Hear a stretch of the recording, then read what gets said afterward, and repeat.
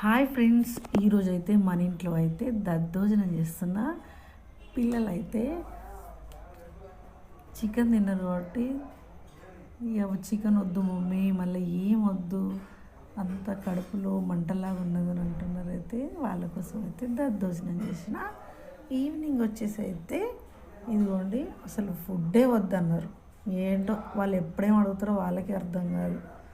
Chicken తిన్నందుకు దద్దోజనం తిన్నందుకు night fruit. ఇదిగోండి, తరబూజ తిని పడుకుంటాం అన్నారు ఇద్దరు.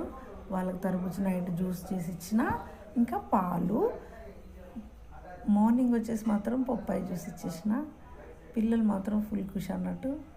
ఇదిగోండి, మా పాప అయితే ప్లీజ్ సబ్స్క్రైబ్ చేసుకోండి అని అంటున్నది. ఇదిగోండి, మా బాబు అయితే జ్యూస్ పడుతున్నారు.